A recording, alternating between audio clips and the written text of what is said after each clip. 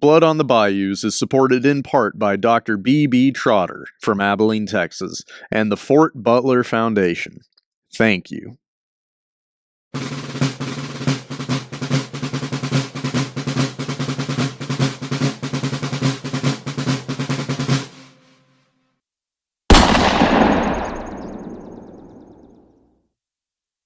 I'm Don Frazier, and we're continuing our series on the Civil War in Louisiana and Texas.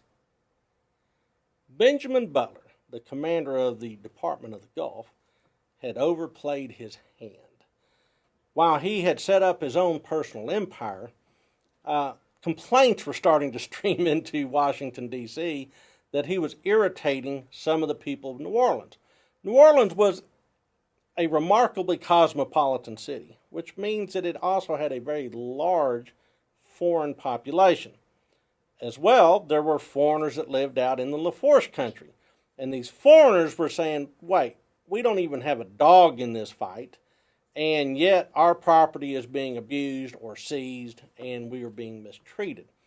Clearly, the political price of maintaining Benjamin Butler in New Orleans was getting very high for Abraham Lincoln.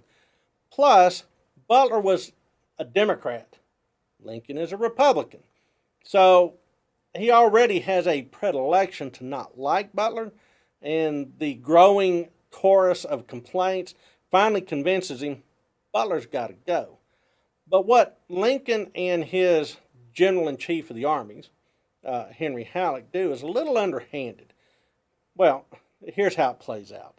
On October 31st, the very same day that Mouton's men are retreating across Berwick Bay, the exact same time as Commodore Renshaw is operating up and down the Texas coast, there is a general in Washington, D.C. by the name of Nathaniel P. Banks who receives sealed orders.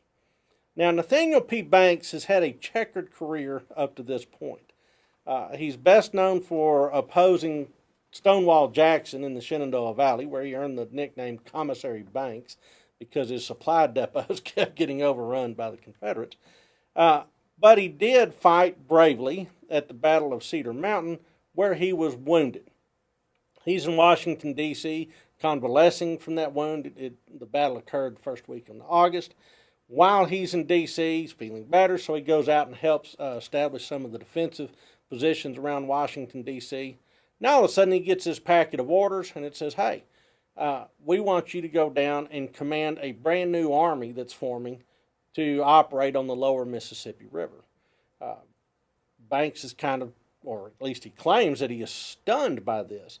Now this is not just another army like Weitzel was operating with, a few regiments, a few batteries of artillery. This is a big one. 39 infantry regiments, 6 artillery batteries, a battalion of cavalry.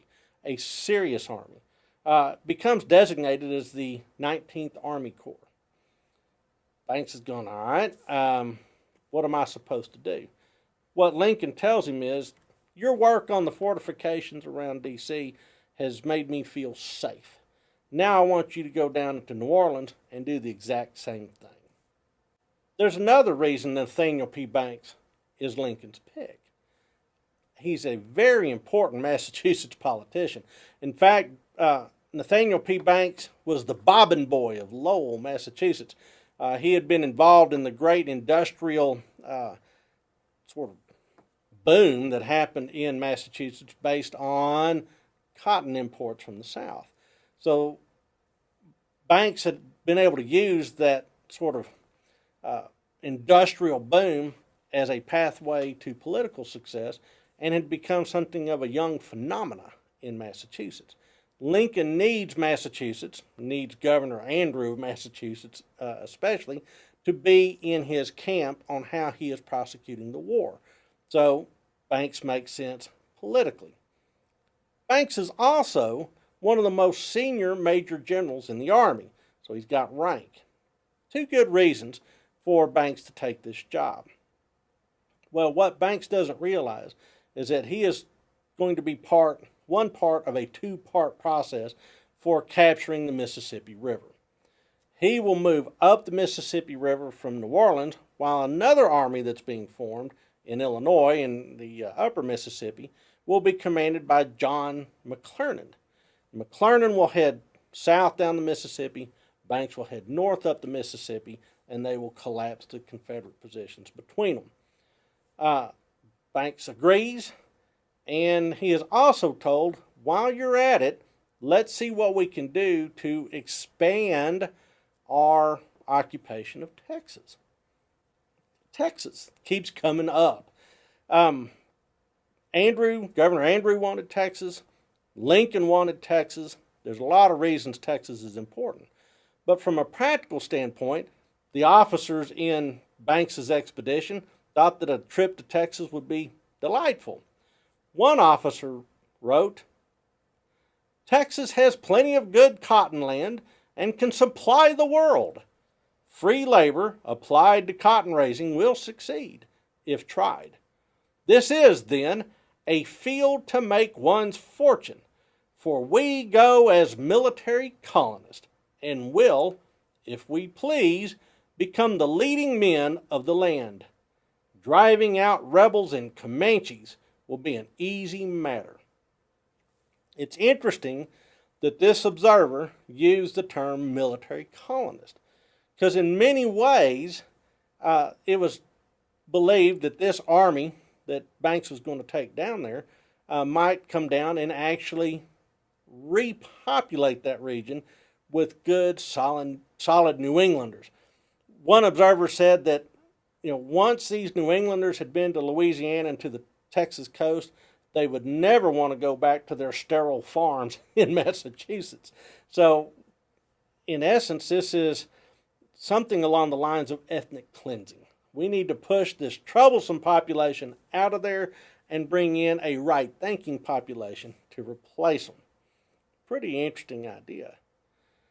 Meanwhile, Butler is starting to catch wind that this army is forming, and he thinks he knows what's coming. He thinks he's about to get sacked. So he writes his government and says, "Hey, am I about to be fired?" And the government says, "Oh, no. We're sending this army down here, and it's going to help things in South Louisiana." They don't address the question of whether or not he's going to be fired, but they do tell him that there is an army on its way. An interesting and peculiar army. This army is by and large composed of 9 months volunteers. Largely, or at least half of it, is New England militia.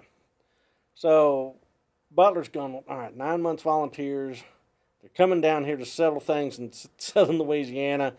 Maybe I'm going to be kept on as the political chief, but there's going to be a new guy come down to command the troops in the field. He doesn't know what's coming, but it's not good. Certainly going to disrupt his operations. Well, on December 13th, this massive armada of transports arrives off the coast of Mississippi, and a couple of days later, Butler figures out he's been fired. Meanwhile, there are Union troops on the move up the Mississippi. There's a general, Ulysses S. Grant, and his right-hand man, William Tecumseh Sherman, who have also caught wind that McClernand is building an army sort of like Banks's army.